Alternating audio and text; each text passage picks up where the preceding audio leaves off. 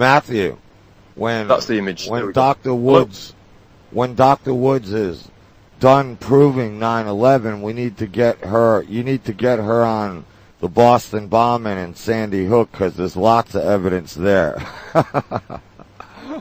I'll let you take that, Dr. Judy Wood. Yeah, well, one thing at a time. You know, that's a very, very, very important thing to learn. To have discipline of determining what happened here instead of, here's one detail, blah, blah, blah, blah, blah, blah, and I'm just going to jump to this answer because I need an answer so I can move on.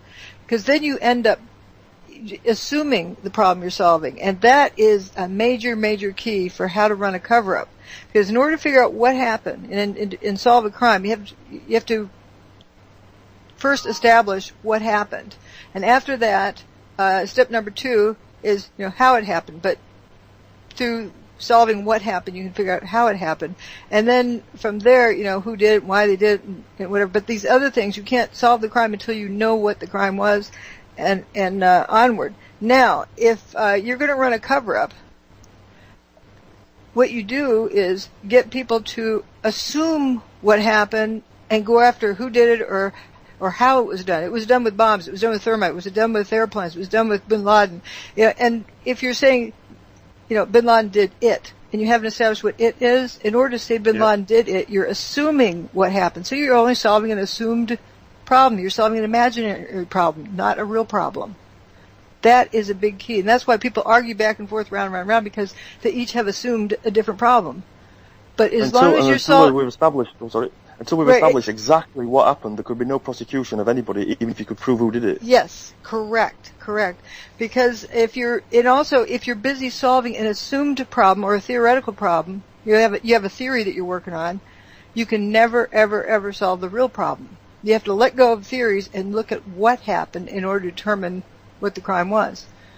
And that is a very major cover-up, because how fast we were told bin Laden did it, or it was done with, and it was never an investigation. It was just like, here's the answer, and people like a quick answer. Or here, and if you don't like that answer, if you don't like the lie behind door number 1, we'll show you the lie behind door number 2, or the lie behind door number 3. Just keep you occupied looking at the answer. Here's another answer. Here's another answer. So you don't turn around on your own and look at the wide open field of evidence right behind you and solve the real problem.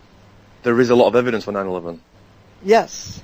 There's enough evidence with these other things too, but if you start jumping, hopscotching on a whole lot of different things, you have nothing, because you don't know what's what. And also, right? Because what are you gonna charge the offenders with? Kids they didn't really kill.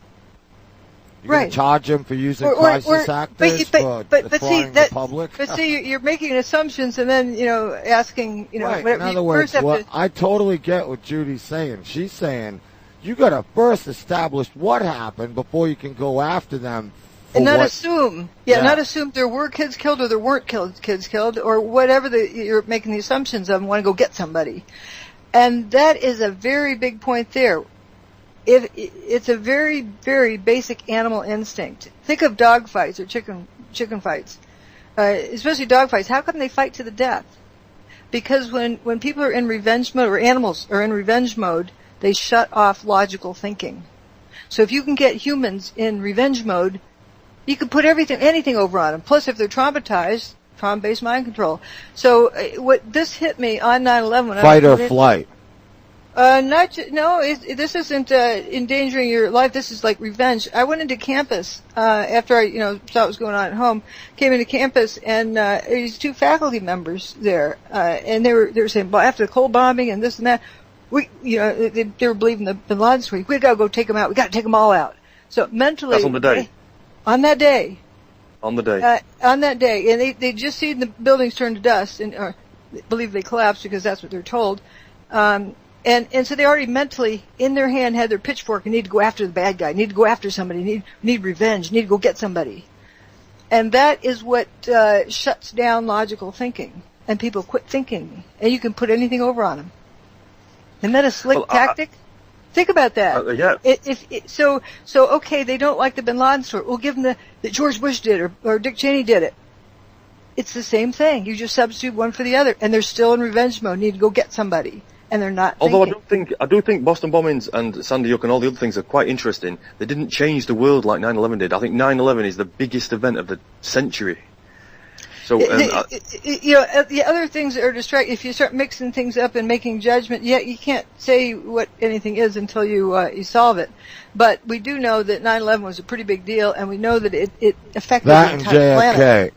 Killing the president of the United States in open view like that is pretty big also. But think about this trauma. This 9/11 traumatized the whole world.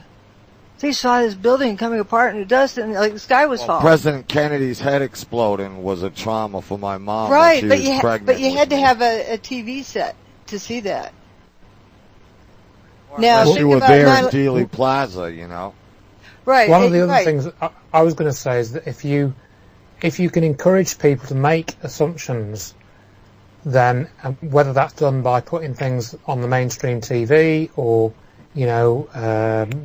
phrasing things a certain way, whether you do that on mainstream TV or within the, what might be called the alternative knowledge community or the conspiracy community, whatever name you want to give it, once you can get people to make assumptions, then you can get the cover-up going. You can get the cover-up going.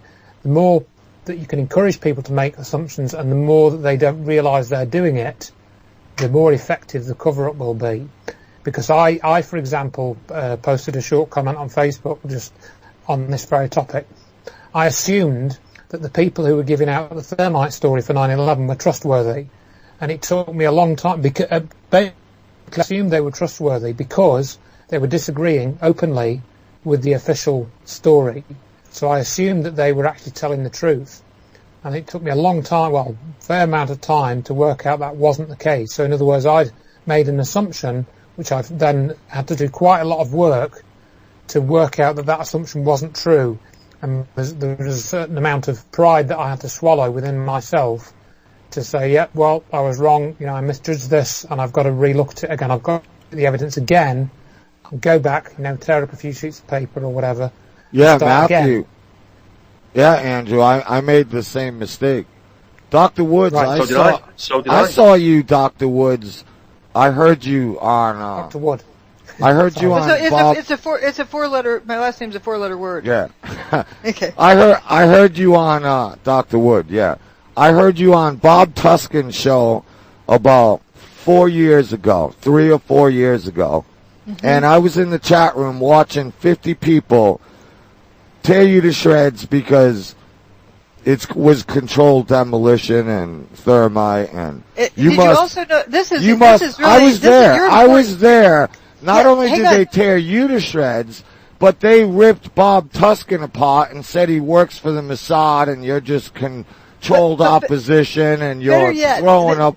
Yeah, and I apologize for what they did to you. I'm delighted to talk to you right now because they were wrong, but everybody no, there's something assumed. more. There's something more important. I would like you to ask you. See, I've never talked with you before. I don't know what your answer is going to be, but I saw the chat room that day.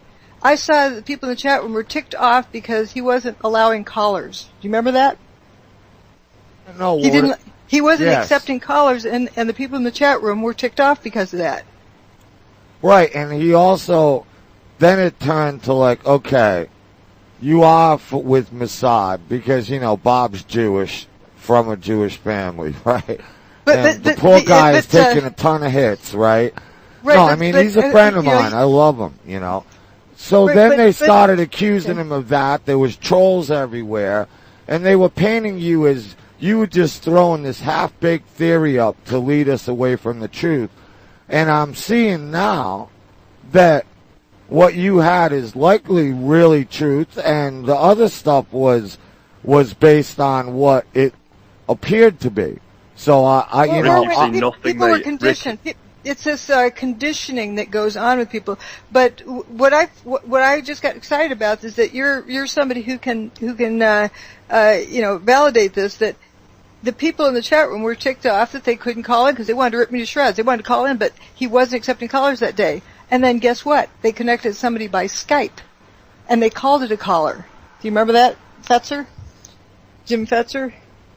Yeah, I know remember Jim that well. Fetzer. Yeah, that was connected by We've had Skype. him on many times. Dr. Jim Fetzer, Professor Fetzer. Yeah. He was connected by Skype, and then I was disconnected from the show.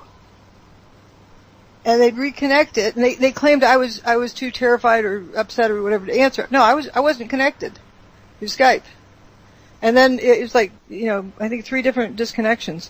But they had Fetzer connected through Skype, and they pretended it was a phone call. If we go down, I'll be back. Because they do that to us all the time. They did it to us just as we were about to start the show. Yeah.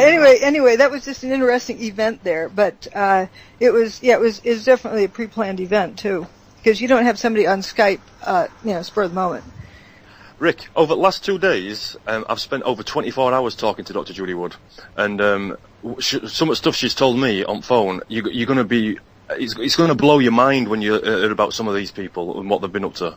Andrew Johnson's going to be a key to revealing half of this.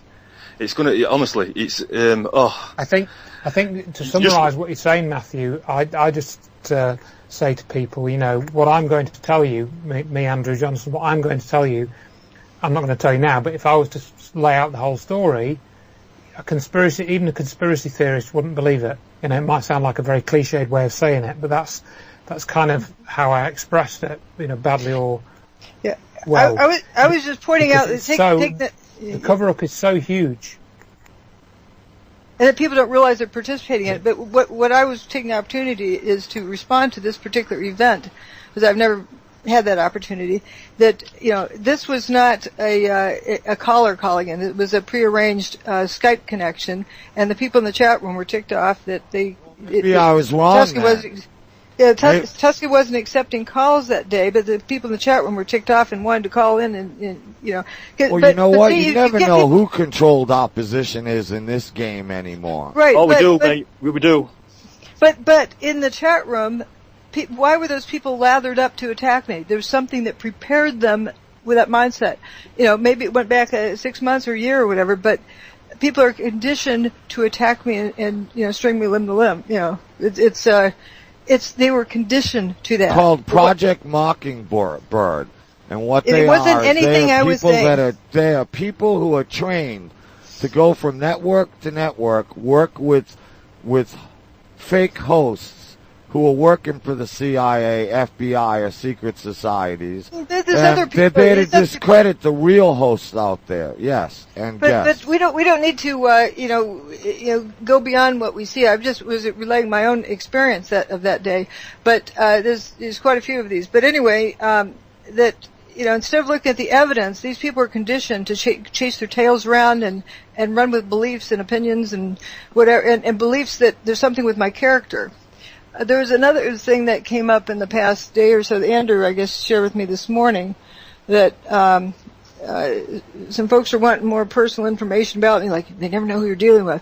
Well, it doesn't matter, what color underwear I'm wearing as to the evidence. The evidence is the evidence. It's independent of me. These aren't claims I'm making. I'm showing evidence. Evidence stands by itself. I think what the best thing to do is to go through all the evidence so there's no doubt in anybody's mind what happened. Yes, they have to see it. Yeah, every single nuance of it. So if there's any video clips that help the evidence to get it in people's minds, or any photographs, which we just present everything, and then we can explain exactly about the court case. I'm the little kid who says, looky, the emperor doesn't have any clothes on. Where everyone else, was afraid to say so, and I'm just pointing, because I haven't been conditioned to say, oh yeah, his clothes are lovely. I'm just saying, looky, I'm just pointing at.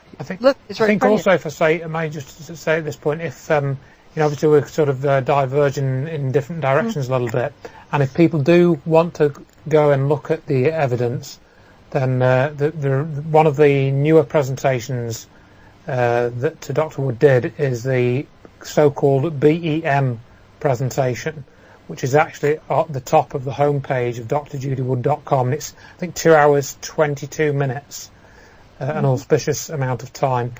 And if people can't follow because we're obviously diverging directions and and Rick has got stuff to say, and I've said stuff, and Matthew said stuff, so it can get a little bit confusing. So obviously, Matthew and Dr. Judy will go through the evidence as well here, but if you look for the BEM, that's BEM presentation, you can Google for that. Breakthrough energy movement. Yeah, breakthrough energy movement, and you can always go back to that after we finish this, and that, I think that's a pretty good sort of compact sort of walkthrough, isn't it?